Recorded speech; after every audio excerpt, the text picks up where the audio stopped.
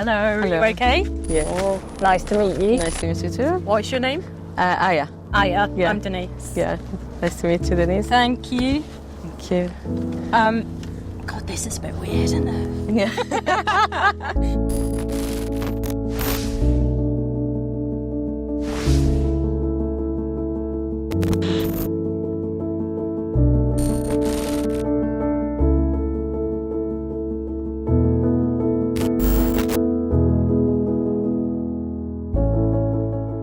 Hi, mate. Hi, mate. Hi.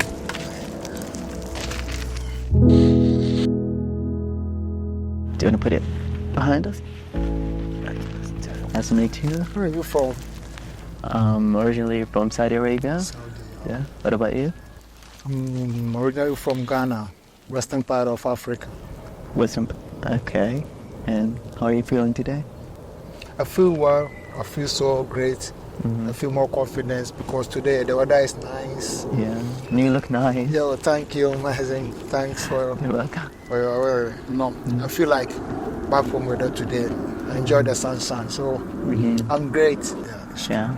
How long have you been here in the UK? I've been in the UK for almost 5-6 years now. 6 years? Oh, that's more than me. I've only been here for 11 months. To me, in Saudi Arabia, it's illegal to be gay.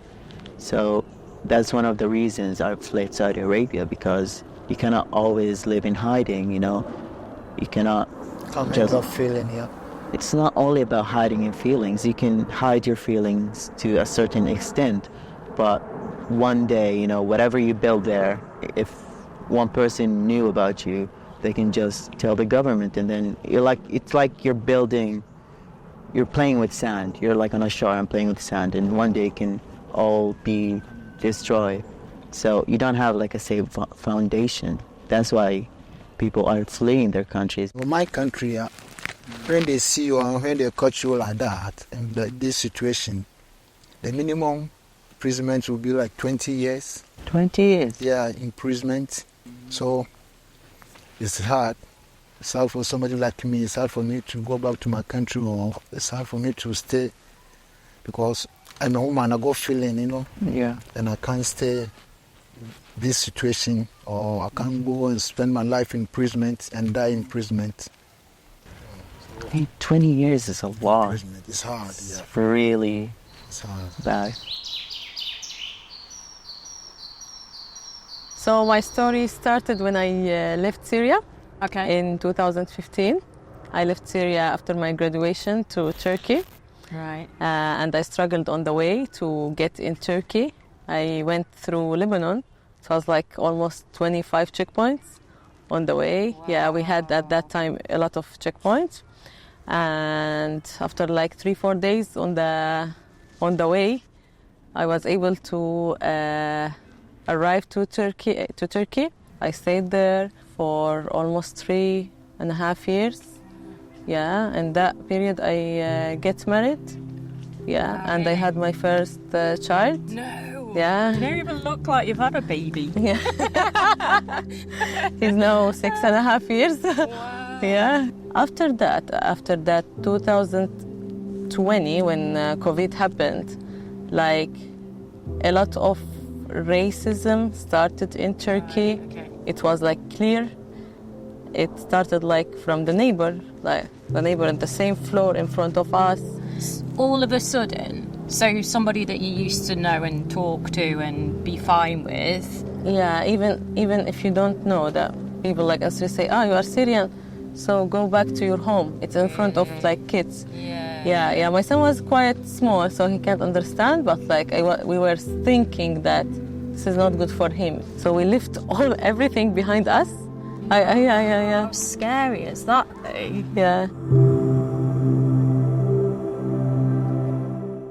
I was born in Niger, in West Africa, which is a neighboring country to Nigeria. I've been here for about 4 years. Yeah, my journey it was quite long. It wasn't like I'm going to UK or I'm going to here or there or whatever. No, it's just all about a safe place to stay, just away from the difficulty that have been happening in my country. The terrorism, which we call them Boko Haram, I think everyone's aware of that. So I flee from those issues, and then I unluckily end up in the traffickers and the smugglers to Libya, and also use us as a modern slavery. Oh wow! So you actually like? Yeah. Did you have to work for them for a bit? Exactly. Doing what, if you don't mind me asking? It was a construction site. Yeah. And from there. That was in Libya? That was in Libya. How long for? About 6 months. So if you hadn't have got away at that time, you could still be there? Or? Well, I don't know. So I went to Libya, Italy, Germany, Netherlands. I was in Italy for about 9 months. And you managed to get new documents there? Or? No. So, but you travelled to England without documents? Yeah. Wow, that's crazy. Yeah. That's so frontline. But the idea of not knowing when you're going to get, that scares me. Like, so you didn't know if you were going to be free ever again. Wow. Even the asylum system is like that. Even, a couple of months ago, there was something called Rwanda bail or whatever, they're going to send you back. So in this situation, you don't know whether you're going to stay here or they're going to send you to Rwanda. So crazy. So you are just there in a bubble, and then you don't know what to do, and then you are struggling with anxiety. When you've seen stuff like that, then peace and safety is such a valuable thing. No, I swear. And then every day, day in, day out, you will see fire from us. Boom, boom. It's in the war zone.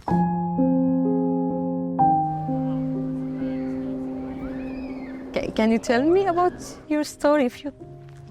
Yeah, it's not as exciting as yours, I don't think. I didn't cross loads of borders and do the things that you did, but I've been uprooted a few times, in the last 10 years. But yeah, I was really settled, and I was in a relationship, and we'd got a flat and pets, and, we'd been together for a long time, and everything was kind of tickety-boo. We thought this was going to be it, or I did anyway. Mm-hmm. And then he left really unexpectedly. And then I couldn't afford the rent on my own, and it all just became a mess. Yeah. I rehomed my other pets, but I was determined to keep hold of this cat because he was my mate, He was a little rescue cat, and he was just my world. And so where I was living, it's quite universal, I think. When you're renting, a lot of landlords won't take pets. Yeah. Somebody gave me the money to buy a caravan. Yeah. And I moved into this caravan, and it was absolutely tiny, It was so small, I didn't even take the bed out to sleep in it. I slept on the chair at night because I just had more space. And then 6 weeks after I moved in, he died. He got really sick, and I had to put him to sleep. And I just remember just going, this has got to be a joke, because everything had gone in my life, my relationship, my flat, like all my possessions, my cat. And I felt depression, like, move in. I actually felt it almost like sitting next to me in the room. And I remember it just feeling like this impossible, invisible wall. And I was so tired, like mentally and physically. Do you know what I mean? I was really thin and really worn down by everything that had happened. And I remember thinking, I'm not getting over this, and I just flipped a switch, and I didn't care anymore about what happened to me because there was nothing left to care for.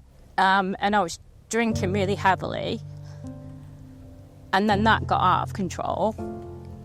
Sorry. And yeah, for 2.5 years, I didn't really know what was happening to me. because everything was just a mess, you know, and I didn't care. My way into homelessness was a bit different because I was an addict. I was a heroin addict for 20 years and quite a high-functioning one for a long time. But when I lost everything, something horrible happened to my girlfriend and I fell apart. So I lost everything. I had a 4-bedroom house at the time that I'd paid for as well. And I lost everything and I ended up on the streets. But people's attitude to me is like, you kind of deserve that, you know? And it's quite a difficult one because part of me thinks that I did deserve it. It was my addiction that did it. And it's been a long old journey for me to realise that what happened to me was a lot to do with past traumas. So when a trauma happened to me again, you know, losing my parents young, something happened to me. I didn't know how to deal with it because when I lost my parents, there was no help for me. So I was kind of conditioned into thinking that trauma is just something you deal with yourself. Yeah.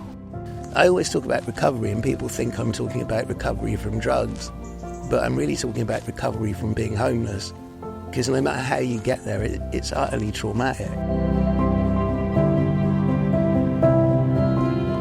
I'm 8 years sober now, so I've been in recovery for 8 years. And it's been like a massive journey, but it's almost like you never quite get that stability back that you had once you've lost it. You know, and it's what I want more than anything, is to just feel stable somewhere and feel like I don't have to worry about things. Yeah. Or worry that, you know, I own where I live at the minute, but it's a boat, you know, so it's only really small. And I'm trying to be on there with my partner and our dog and stuff, and we're struggling with the space because it's like being in a shoebox. But it's just, I don't know,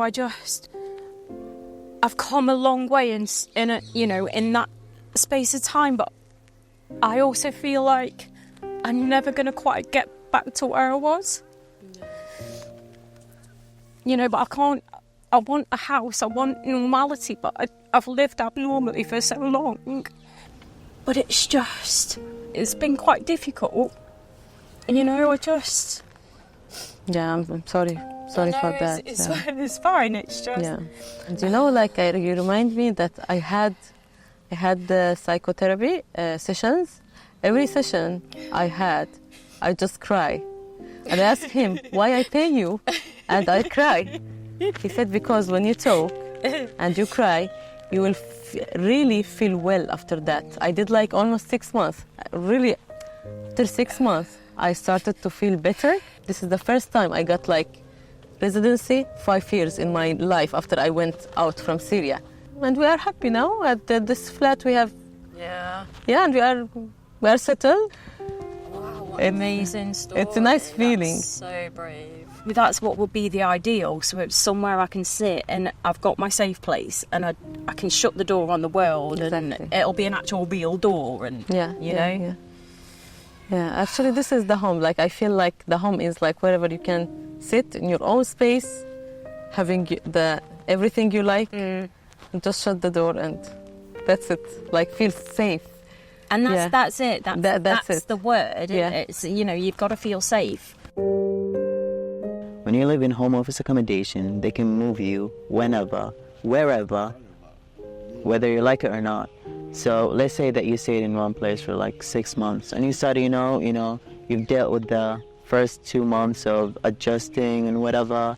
Then you meet a few people that you like, you start going out, hanging out, finding your place, basically starting to settle in. They can just, boom, move you somewhere else. You need to do that again and again and again and again. And it's tiring. To be included in a community, you need to understand the community and you need them to understand you too. It's difficult, but you have to control and comport yourself no matter the situation.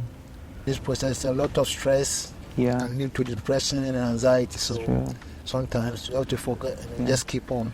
It's all about inclusion, that's why, I think part of the negative rhetoric now is that it's because of lack of understanding, I think the migrant community and other communities are separated. There is no link to understand each other's. And I think it's all about understanding, community, and empathy and sympathy. There's a lot of asylum seekers where I am at the minute, and there's also a lot of stigma around that, you know, because they're not really integrated into the town, and it's kind of, we don't know them and they don't know us, you know, and there's still that suspicion and weirdness and everything that goes with it. You know, if people are going to live in the community, then let's bring people together and do it, you know, and don't just put people in a place and kind of shroud it in mystery, because then that's how rumours start and speculation happens, and, you know, and then they become the scary people again. Do you miss Niger? Somehow, but not particular, because even the reason why I'm saying that is my family actually has also moved out from Niger. So even if I find myself in Niger now, I don't have a family there. And most of my friends that I know has also flee. So Niger will definitely be like a cemetery to me. Yeah. For me, being here in London is, compared with where I've been and where I come from and why I left, it's been safe. Yeah, but because I understand the situation we are facing with housing, asylum issue, addict, drugs, homelessness, all this is designed and it could be changed. To me, in a way, the worst part of my homelessness was the homeless hostel. And I don't know how you found that accommodation that they gave you, because you were an asylum seeker, but the homeless hostel I was in was awful. People getting stabbed in there, I was getting raided by the police. And I was trying to get clean, you know, which is fairly impossible when someone's selling heroin in the room next door to you. And it's a lottery with those places. Some people have said they went through quite good ones. The one I was in Brixton was just a 6-bed house, but there were 25 people staying in there. Yeah, I have such accommodation before, and it wasn't helping me mentally as well. How can it help you mentally, though? 14 bedrooms with a lot of people. What were the beds like in that place? Because one of my big gripes with those hostels is the mattresses were so awful. Yeah. Same for me, the bed is like, there's a metal in it, and when you sleep on it just sink you in. Yeah. And I have a body pain, neck, shoulder, waist back, low back. It's awful. Like, so I tried to change the bed, and they said that it's not allowed. I want to bring my own bed. What's wrong with that? It's a problem. So they wouldn't even let you get your own bed? So I just do it for my healthy purpose. I do it, I bring my bed. And they was like, you have breached our rules, so we need to evict you. You are kidding me. Yeah. That's why you smiled when I asked that question. Right? Yeah. Wow, I've never heard that. And they evict me. That's bonkers. And what you're doing is like asking for a decent place to lay your head, and sleep is so important when you've been homeless. You're kind of traumatized from lack of sleep. And, you know, trying to get off drugs, that's the number one thing. Eat properly, sleep properly.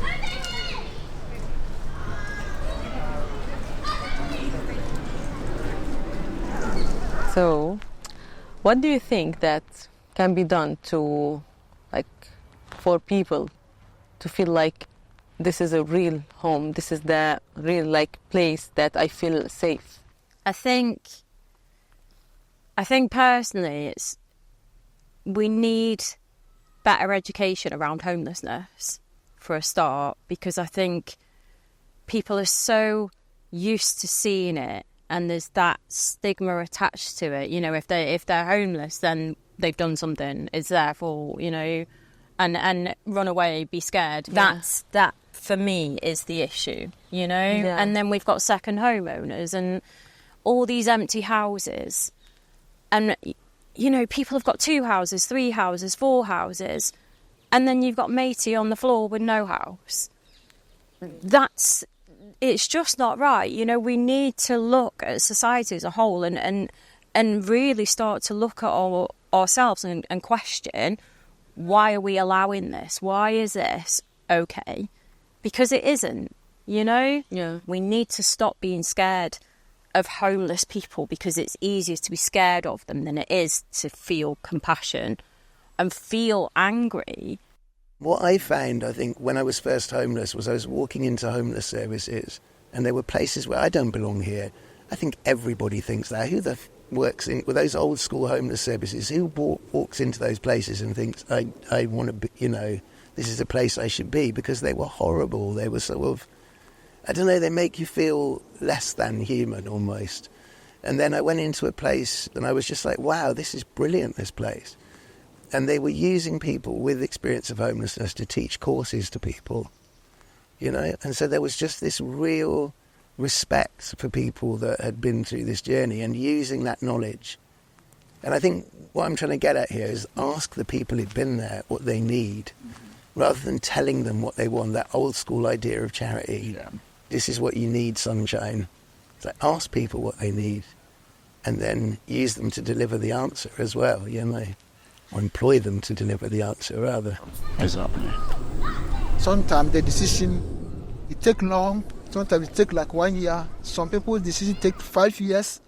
I know someone had an interview like almost 10 years. They haven't received any decision.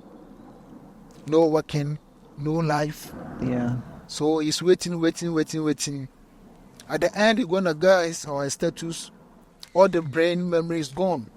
He's depressed and anxiety, everything, always down like this, everything gone. So the Home Office needs to consider, for the waiting is too long, they take long to answer they take their decisions, or you be refused, or they are going to grant you your leave to remain or stuff like that. When it comes to Home Office, I think what would make stuff easier is clarity.